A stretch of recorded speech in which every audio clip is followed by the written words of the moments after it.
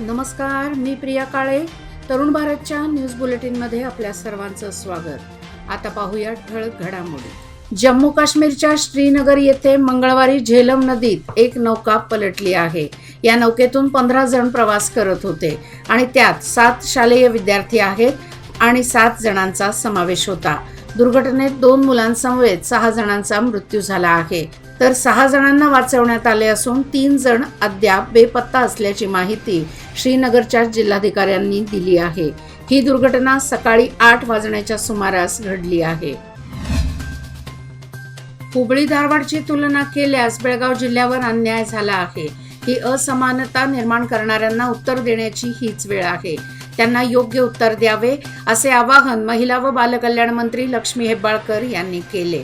येथील bar association भवनमध्ये मंगळवारी लोकसभा निवडणुकीनिमित्त मृणाल हेब्बाळकर यांच्या प्रचारासाठी आयोजित करण्यात आलेल्या प्रचार सभेमध्ये त्या बोलत होत्या. यावेळी माजी आमदार फिरोज सेठ बेळगावच्या विकासासाठी मृणाल हेब्बाळकर यांना निवडून द्यावे असे आवाहन त्यांनी केले.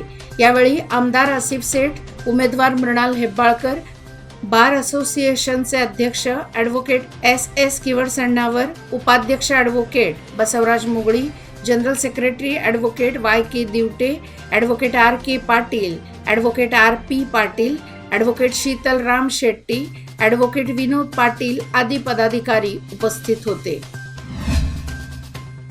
किल्ला आवारातील दुर्गादेवी मंदिर येथे जिल्हा स्वीप समितीतर्फे मतदान जागृती फेरी काढण्यात आली. जिल्हा स्वीप समितीचे अध्यक्ष, जिल्हा पंचायतीचे मुख्य कार्यकारी अधिकारी राहुल शिंदे यांनी हिरवे निशाण दाखवून फेरीला चालना दिली. यावेळी गुलाब फुले वाटून नागरिकांना सक्तीने मतदान करण्याचे आवाहन करत होते. यावेळी स्वीप समिती अध्यक्ष राहुल शिंदे, निवासी जिल्हाधिकारी विजयकुमार होनकेरी, जिल्हा पंचायत स्वीप समिती नोडल अधिकारी डॉक्टर M. कृष्णराजू, शंकरानंद बनशंकरी, लेखाधिकारी गंगा हिरेमठ आदी उपस्थित होते. कारवार लोकसभा मतदारसंघाच्या काँग्रेसच्या उमेदवार माजी आमदार अंजली निंबाळकर यांनी मंगळवारी आपला अर्ज दाखल केला. सकाळी अर्ज दाखल करण्यापूर्वी त्यांनी कारवार येथील सिद्धिविनायक, पुरातन आणि ऐतिहासिक अशा देवस्थानांना भेटी देऊन दर्शन घेऊन पूजन केले.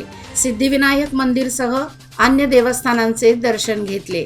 यावेळी त्यांच्या समवेत कारवार जिल्ह्याचे पालकमंत्री मंकाळू वैद्य, कारवारचे आमदार सतीश सैल तसेच हल्याळचे आमदार R.V. देशपांडे होते.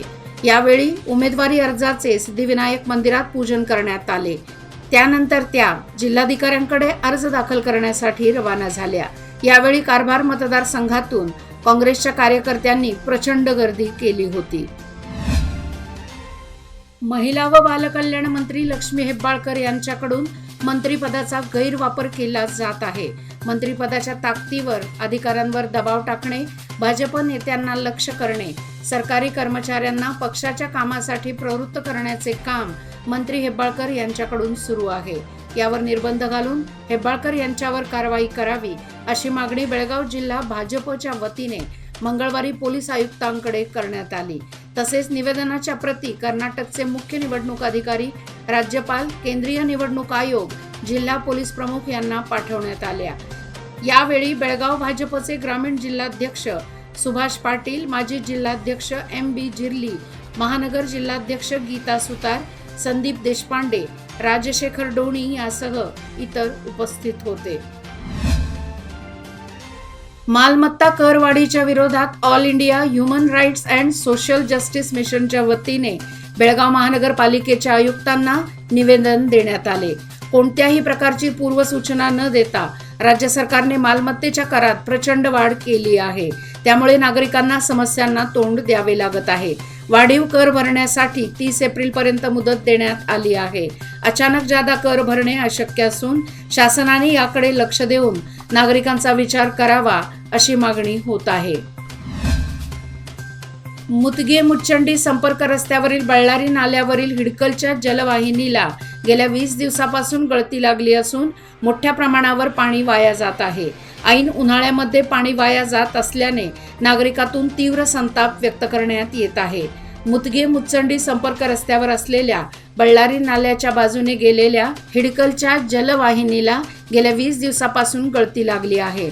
मात्र याकडे संबंधितांनी पूर्णपणे दुर्लक्ष केले आहे. त्यामुळे दररोज पाणी मोठ्या प्रमाणावर वाया जात आहे. तरी संबंधित अधिकाऱ्यांनी जलवाहिनीची पाहणी करून पाण्याचा अपव्यय थांबवावा अशी मागणी नागरिकांतून होत आहे. आंतरराष्ट्रीय कृष्ण भावनामृत संघ इस्कॉन संकीर्तन युवक मंडळ कल्लेहोळच्या वतीने 5वी श्री राधाकृष्ण रथयात्रा हरे कृष्ण महामंत्राच्या गजरात पार पडली. या रथयात्रेचे उद्घाटन श्री कलमेश्वर देवस्थान ट्रस्ट कमिटी, ग्रामपंचायत अध्यक्ष व सदस्य आणि मान्यवरांच्या उपस्थितीत करण्यात आले. रथयात्रेच्या मिरवणुकीत वारकरी, बैलजोडी, सजावट, मलखांब, विविध चित्ररथ यांचा समावेश होता. हरे कृष्ण महामंत्राच्या गजरात चाललेल्या या मिरवणुकीत ठिकठिकाणी गावातील युवक मंडळाच्या वतीने थंड पेय व प्रसादाचे वाटप करण्यात आले. यावेळी संपूर्ण कल्लेहोळ गाव रांगोळीने सजवण्यात आले होते. या प्रसंगी पंचक्रोशीतील भाविकांसह विशेष अतिथी म्हणून दिल्ली, कॅनडा, युरोप व रशियामधून भाविक सहभागी झाले होते. बालवीर सोशल फाउंडेशन संचलित बालवीर विद्यानिकेतन बेळगोंदी शाळेमध्ये राष्ट्र सेवा दलाचे 3 दिवसीय शिबिर नुकतेच संपन्न झाले. राष्ट्र सेवा दलाचा हा उपक्रम पहिल्यांदाच राबवण्यात आला होता. त्यामुळे संपूर्ण शिक्षक वर्ग आणि विद्यार्थ्यांनी उत्साहाने सहभाग घेतला होता. या शिबिराचे उद्घाटन बालवीर सोशल फाउंडेशनचे अध्यक्ष प्रेमानंद गुरव यांच्या हस्ते झाले. या कार्यक्रमाला प्रमुख पाहुणे म्हणून बालवीर सोशल फाउंडेशनचे सेक्रेटरी PK हादगल तसेच संयोजक शंकर चौगुले सर, संचालक राजू मुजावर, पुंडलिक सुतार, दशरथ पाऊसकर, सुभाष हादगल आदी उपस्थित होते. अथणी तालुक्यामध्ये पाण्याची भीषण टंचाई निर्माण झाली आहे. असे असतानाही तालुका प्रशासनाने अद्याप लक्ष दिलेले नसल्याने नागरिकांतून नाराजी व्यक्त करण्यात येत आहे. पाण्यासाठी भटकंती करण्याची वेळ आली असून जनावरांच्या चारा व पाण्याचा प्रश्न अधिकच गंभीर बनला आहे. टँकरने पाणी पुरवठा होताच पाणी भरण्यासाठी झुंबड उडत असल्याचे चित्र अथणी तालुक्यातील अनेक गावात पाहावयास मिळत आहे. संकेश्वर ते अनंत विद्यानगर पर्यंतचा मार्ग अत्यंत धोकादायक व मृत्यूचा सापळा बनला आहे. या मार्गावर ठिकठिकाणी गतिरोधक नसल्यामुळे वाहने ये जा करणाऱ्या वाहनांचा दिवसागणिक अपघाताच्या घटना घडत आहेत. यामुळे हा मार्ग सध्या पादचाऱ्यांसह वाहनधारकांसाठी मृत्यूचा सापळा बनला आहे. सार्वजनिक बांधकाम खात्याने या राज्य मार्गाची गंभीरपूर्वक दखल घेऊन तातडीने या मार्गावर गतिरोधक निर्माण करावेत. धोकादायक वळणानजीक दिशाफलक उभारून अपघाती घटना नियंत्रणाखाली आणाव्यात अशी मागणी प्रवासी व अनंत विद्यानगर भागातील नागरिकांतून पुढे आली आहे. कृष्णा नदी काठावरच्या गावामध्ये अनियमित वीज पुरवठा सुरू असल्यामुळे सोमवारी मांजरीवाडी येथे येड्डूरवाडी, चंदूर व मांजरीवाडी परिसरातील शेतकऱ्यांनी चिकोडी मिरज राज्य महामार्ग रोखून धरला. मांजरीवाडी येथील वीज पुरवठा केंद्रासमोर हे आंदोलन करण्यात आले. यामुळे सुमारे 5 तासाहून अधिक काळ या मार्गावरील वाहतूक बंद होती.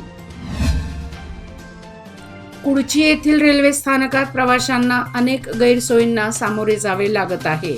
बेळगाव ते मिरज दरम्यान रेल्वेमध्ये कुडची स्थानकातून सर्वाधिक उत्पन्न मिळणारे स्थानक म्हणून कुडचीकडे पाहिले जाते. असे असतानाही या ठिकाणी अनेक समस्या असल्याने प्रवाशांमधून नाराजी व्यक्त करण्यात येत आहे. या ठिकाणी दुहेरीकरण व विद्युतीकरणाबरोबर कुडचीचे रेल्वे स्थानकही नवीन निर्माण करण्यात आले आहे. पण तिथे प्रवाशांना कोणत्याच सुविधा उपलब्ध नाहीत. स्थानकावर बसण्यासाठी बाके नाही. कडक उन्हात उभे राहावे लागत असल्याने अडचणी निर्माण झाल्या आहेत.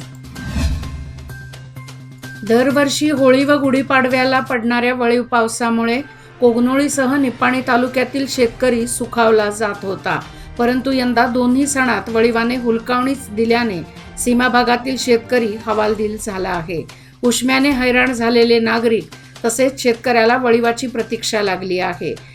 गेल्या वर्षी मोठ्या प्रमाणात वळीव पाऊस झाल्याने शेतकऱ्यांनी मोठ्या प्रमाणात ऊस पीक घेतले.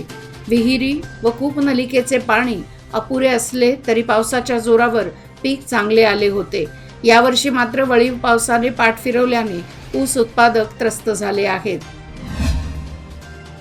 कर्नाटक महाराष्ट्र सीमा भागातील शेतकऱ्यांना वरदान ठरलेली कोगनोळी जवळील दूधगंगा नदी प्रदूषित झाली आहे. रसायनयुक्त पाण्याने नागरिकांना धोका निर्माण झाला आहे.